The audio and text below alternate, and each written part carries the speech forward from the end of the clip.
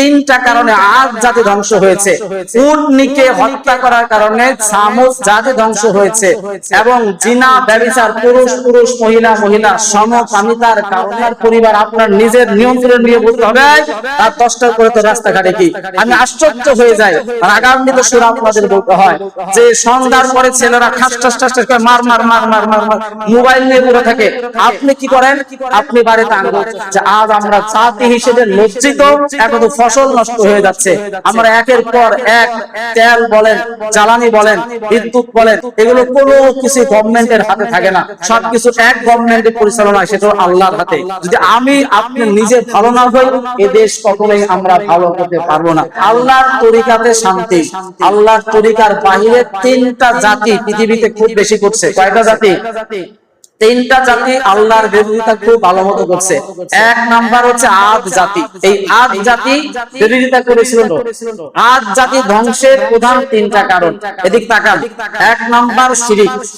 এক নাম্বার কি? এই ধ্বংসের চিত্রটা আল্লাহ তাআলা সূরা আরাফ আয়াত নাম্বার 65 পারা 8 সূরা নাম্বার 7 তিনি বলতেছেন, ইয়া কওমি ইবুদুল্লাহা মা লাকুম মিন ইলাহিন গায়রা, হে আমার কওম তোমরা আমার ইবাদত করো।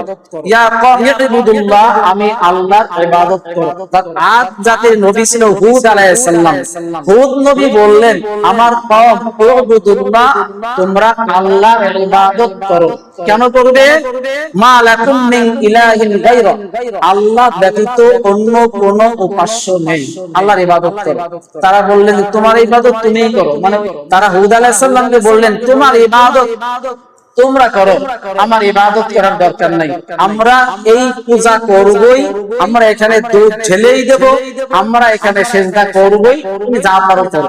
এবার পরবর্তী আয়াতের মধ্যে আল্লাহ তাআলা বলতেছেন, তাহলে ধ্বংসের প্রধান কারণ প্রথমটা হচ্ছে কি? শিরক। দুই নাম্বার ধ্বংসের আদ জাতির কথা বলছে, আমাদের নবী না, আদ জাতির কথা। আর এই কথাগুলো কেন বলতেছে ভালো মতো বুঝেন। এক নাম্বার শিরক করলো, দুই নাম্বার আল্লাহ তাআলা বলতেছেন অহংকার করলো। দুই নাম্বার কি করলো? অহংকার করলো। সূরা মুফাসসিলাত আয়াত নাম্বার 15 সূরা নাম্বার 41 পারা 24 আল্লাহ তাআলা বলতেছেন, মান আসাদু মিন্না কুওয়া, অর্থাৎ তারা বলতেছে আমাদের চাইতেও আর শক্তিশালী কে আছে? হুদ আলাইহিস সালাম বললেন আল্লাহ হচ্ছেন সর্বশক্তিমান, ইন্নাল্লাহা আলা কুল্লি শাইইন কাদির। এবার তারা বলতেছেন না আমাদের চাইতে, অর্থাৎ হুদ আলাইহিস সালামের জাতি আদ জাতি, তারা বলতেছেন আমাদের চাইতে শক্তিশালী পৃথিবীতে আর কোনো মানুষ নাই, আমরা এত শক্তিশালী। এক নাম্বার শিরক তো করলেন, ছাড়লেন না, হুদ নবীকে তাড়িয়ে দিলেন। দুই নাম্বার হুদ আলাইহিস সালামের দুই নাম্বার অহংকার ছাড়ার যে ঘোষণা দিলেন, ছাড়লেন না, বরং আরো বিরোধিতা করলেন। তিন নাম্বারে কি করলেন? এবার জুলুম শুরু করলেন। ইযা বাতাসতুম জাব্বারিন, সূরা শুরা আয়াত নাম্বার 130-19 আল্লাহ তাআলা বলতেছেন ওরা শুধু অহংকার করলোই না, ওরা জুলুম করলো, অহংকার করলো, এবং অহংকার করে আঘাত করা শুরু করলো, এবং অত্যাচারী ও জালিমদের মতো আঘাত করা শুরু করলো। অত্যাচারী এবং জালিমদের মতো আঘাত যখন শুরু করলো, এক নাম্বার আল্লাহর সাথে শরীক করতেছিল, যা হলো আল্লাহ সতর্ক করলেন, মানলেন না। দুই নাম্বার অহংকার করলেন, তিন নাম্বার জুলুম করলেন। এবার আল্লাহ তাআলা কি করলেন? পরবর্তী আয়াতটা একটু শুনুন। সূরা হাক্কা আয়াত নাম্বার 6 এবং 7 পারা নাম্বার 29 আল্লাহ তাআলা বলতেছেন, ফাআম্মা আদিন ফাউলিকু বিরিহিন সারসারিন আতিয়া। আল্লাহ তাআলা বলতেছেন কি করলাম তাদের? প্রচন্ড ঠান্ডা বাতাস দিয়ে দিলাম। এত ঠান্ডা বাতাস, তারা চোখে মুখে নাকে কাপড় চোপড় গায়ের মধ্যে যা ছিল জ্বলনা শূন্য হয়ে গেল। ঝঞ্ঝা বাতাস আমি আল্লাহ শুরু করে দিলাম, এবং এটা কয়েকদিন চললো। আল্লাহ তাআলা এই কথা বলতেছেন প্রচন্ড ঠান্ডা বাতাস। সাখখারাহা আলাইহিম সাবআ লায়াল, আমি আল্লাহ 7 রাত তাদের উপরে ঠান্ডা বাতাস প্রবাহ এমন বেগে দিলাম যেন ঘূর্ণিঝড় হচ্ছে তাদের উপর দিয়ে। ওয়া সামানিয়াতা আইয়াম, এবং 8টি দিন 7 রাত 8 দিন তাদের উপরে আমি গজব ফালাইতেই থাকলাম, ঠান্ডা বাতাস তাদের উপরে দিতেই থাকলাম। ফাতারাল কওম ফিহা সারআ কাআন্নাহুম আযাযু নাখলিন খাওয়িয়া। আল্লাহ তাআলা বলতেছেন তাদের অবস্থা কেমন হলো জানো? আমাদের নবীকে আল্লাহ বলতেছেন আদ জাতির ধ্বংসের কারণ শোনাচ্ছেন, তাদের অবস্থা কেমন হলো। ফাতারাল কওম, আপনি কওমের দিকে লক্ষ্য করেন, দেখেন তাদের কি হলো। ফিহা সারআ কাআন্নাহুম, তাদের অবস্থাটা হয়ে গেল খেজুর গাছ কাটলে, খেজুর গাছ কাটার পরে যেমন জীর্ণশীর্ণ অবস্থায় কয়েকদিন গেলে পড়ে থাকে, আল্লাহ এখানে একটা উদাহরণ দিয়ে বললেন আযাযু নাখল, খেজুর গাছ, খেজুর গাছের মতো ধাতব পদার্থের মতো তারা নিচের মধ্যে পড়ে থাকলো, খাওয়িয়া, এরকম ধাতব পদার্থের মতো খেজুর গাছের মতো তারা এমন করে থাকলো, এবং তাদের ধরার মতো কোন লোক থাকলো তাদেরকে আমি ধ্বংস করে দিলাম। কয়টা কারণে? 3টা কারণে তাদেরকে আমি ধ্বংস করলাম। 1 নাম্বার তারা শিরক ছাড়লই না, 2 নাম্বার তারা অহংকার ছাড়লই না, 3 নাম্বার তারা জুলুম ছাড়লো না। বিদায় তাদের উপর আমি 7 রাত 7 লায়াল ও 8 আইয়াম, 7 রাত 8 দিন পর্যন্ত তাদের উপর আমি গজব দিতেই থাকলাম এবং তাদেরকে আমি নিঃস্ব করে দিলাম। খেজুর গাছের দম যেরকম করে থাকে ওই রকম ভাবে তাদেরকে আমি জমিনের মধ্যে মিশিয়ে দিলাম। এবার সামুদ জাতি কি করে? 3টা জাতির ঘটনা বলছিলাম, আপনাদের ধ্বংসের কারণ বলতেছিলাম। আদ জাতি ধ্বংস হয়ে গেল। আবার সামুদ জাতি সালেহ আলাইহিস সালামের জামানার পাপটা মাত্র একটা পাপ করছে। কয়টা? মানে বড় পাপ যেটা ধ্বংস। পাপ তো ছোট বেশি কম বেশি সব দলের মধ্যেই থাকে, সব জায়গায় থাকে, কিন্তু এখন এমন একটা পাপ করছে আল্লাহর নবী সালেহ আলাইহিস সালাম যে বলতেছে তোমরা ঈমান আনো, বলতেছে আমরা ঈমান কেন আনবো? তিনি বলতেছেন কেন না আল্লাহ হচ্ছেন সর্বশক্তিমান, আল্লাহর প্রতি ঈমান আনো। এক কথায় নবীরা, যেমন আমি আপনাদের এখন বোঝাচ্ছি, নবীরা এরকম কওমের একটা সাধারণ জনপদের নবী সালেহ আলাইহিস সালাম।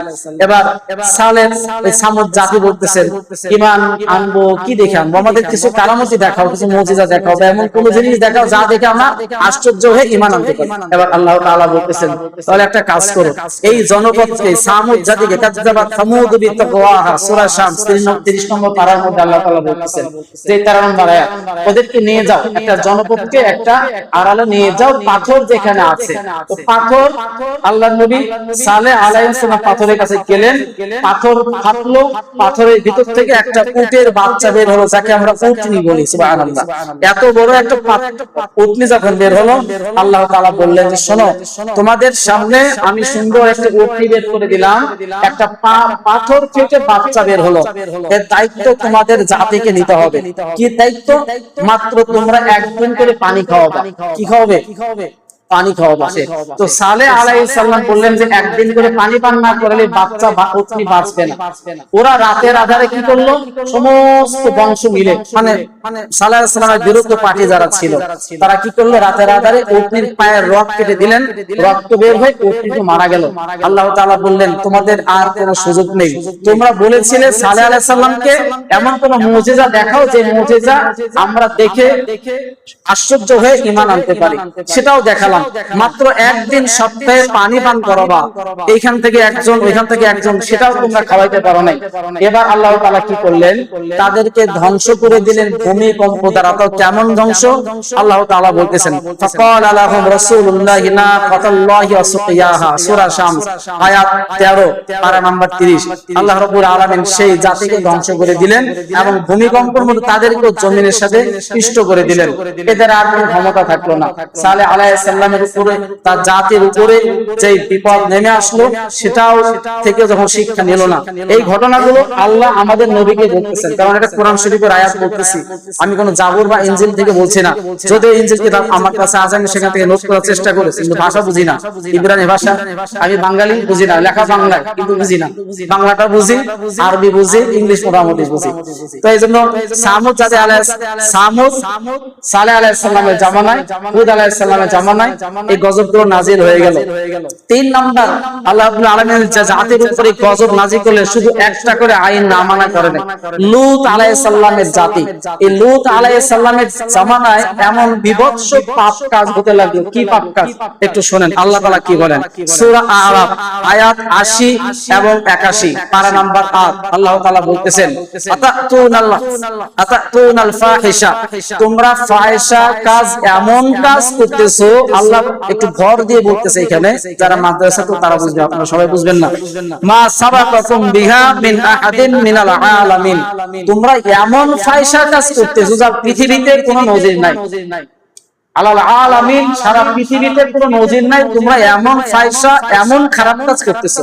আনতুম লা তা'লুনার রিজাল শাহওয়াতাম মিন দুনিন নিসা। আল্লাহ তাআলা এখানে আফসোসের সাথে রাগান্বিত হয়ে আয়াতটি সুন্দর করে নাজিল করে হযরত লূত আলাইহিস সালামের এই জাতি সম্বন্ধে আমাদের নবীকে জানাচ্ছেন।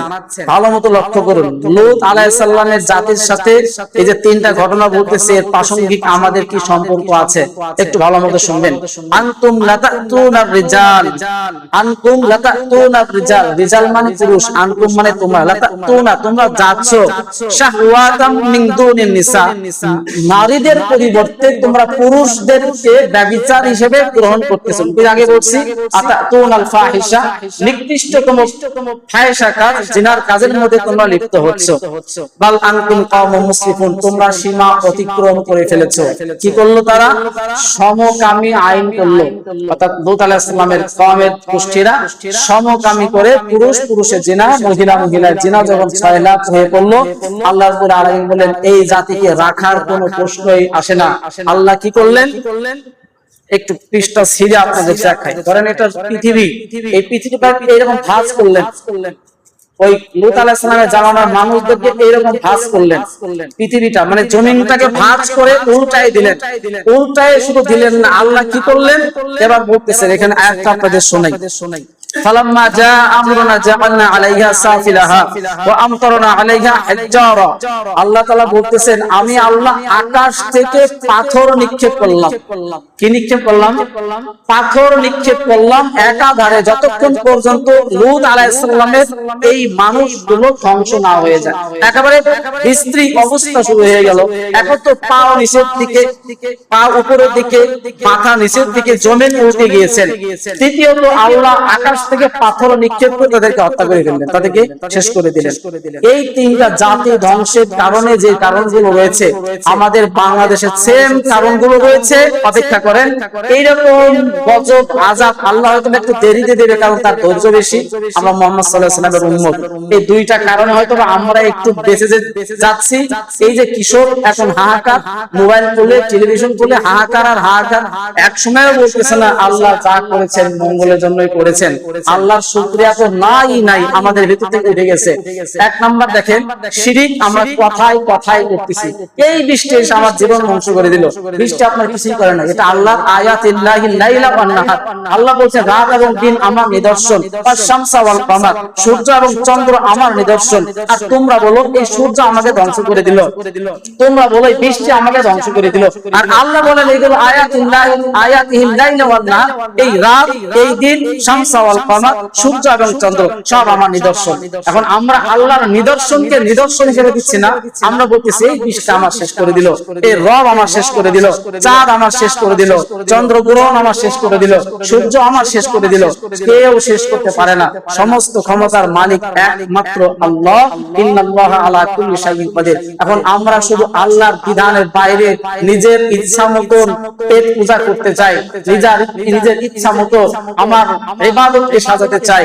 আর আল্লাহর রাসূল সাল্লাল্লাহু আলাইহি সাল্লামের উপরে আল্লাহ বলছেন কুল ইন কুনতুম তুহিব্বুনাল্লাহা ফাত্তাবিউনি ইউহিব্বুকুমুল্লাহ ওয়া ইয়াগফির লাকুম যুনুবাকুম আল্লাহু গফুরুর রহিম। আল্লাহ বলেন যদি আমার ভালোবাসা পেতে চাও ফাত্তাবিউনি, হে রাসূল বলুন সমস্ত পৃথিবীর মানুষ যেন মুহাম্মদ সাল্লাল্লাহু আলাইহি সাল্লামকে অনুসরণ করে। যদি করে তাহলে সেই ব্যক্তি পাবে ক্ষমা, পিছনের সমস্ত জিনিস আমি আল্লাহ তাআলা মাফ করে দেব। সুবহানাল্লাহ। এখন আমরা আমাদের বিধান দিয়ে সাজাবো নাকি আল্লাহর বিধান দিয়ে সাজাবো, সিদ্ধান্ত আপনাদের নিতে হবে। তাহলে এক নাম্বার শিরিক করার কারণে, অহংকার করার কারণে, জুলুম করার কারণে, তিনটা কারণে আদ জাতি ধ্বংস হয়েছে। উটনীকে হত্যা করার কারণে সামুদ জাতি ধ্বংস হয়েছে, এবং জিনা ব্যভিচার, পুরুষ পুরুষ মহিলা মহিলা সমকামিতার কারণে আমাদের বাংলাদেশে বর্তমানের যে অবস্থা, শাহবাগী যেখানে যারা বসবাস করছে, শাহবাগে নাকি বলে ওটা, শাহবাগেতে গিয়ে দেখা যাচ্ছে পুরুষ পুরুষের জেনা করতেছে, এই বিরোধ এই পক্ষে তার আইন চায়। আগে একটা আন্দোলন হয়েছে গত 15 দিন আগে মনে হয়, যতটুকু আমার ডেটটা মনে নেই। কি করবে?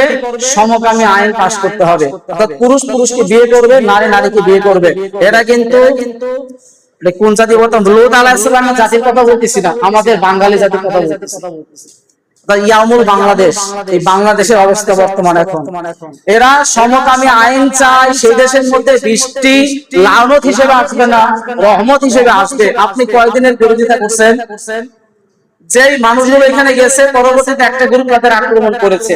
আমি আক্রমণটাকেও যেমন নিন্দা জানাই এবং যারা করতেছে এটাও নিন্দা জানাই। কারণ আইন যেমন আমি হাতে তুলে নিলে শেষে আমারই ফাঁসি হবে, আমারই জেল হবে। এর আইন দেখার দায়িত্ব হলো গভর্নমেন্টের। গভর্নমেন্ট তার আইন শৃঙ্খলা দিয়ে এগুলো নিয়ন্ত্রণ করবে। এই জন্য আপনার ছেলে, আপনার মেয়ের হাতে আপনি মোবাইল তুলে দিয়েছেন অনলাইন ক্লাসের নামে, ক্লাস 6 7 পড়ে। ওই ছেলে কি করে আপনি কোনো খবর রাখেন না। কয়েকদিন পরে আমাদের বাণীবহ লক্ষ্মীনারায়ণপুরের ঘটনা, এই মাস 2 এর আগের ঘটনা, ছেলে ছেলেকে বিয়ে করেছে এবং ওদের সাথে সংসার করতে চায়। মেয়ে মেয়েকে বিয়ে করেছে। আপনার ব্রাহ্মণবাড়িয়ার ঘটনা, সেটাও আপনার টেলিভিশন দেখেছেন, মেয়ে মেয়ের সাথে উঠে গিয়েছে। আবার দেখা যাচ্ছে অমুক দেশ থেকে মেয়ে এসেছে, মেয়ে বাংলাদেশের মেয়েকে বিয়ে করেছে।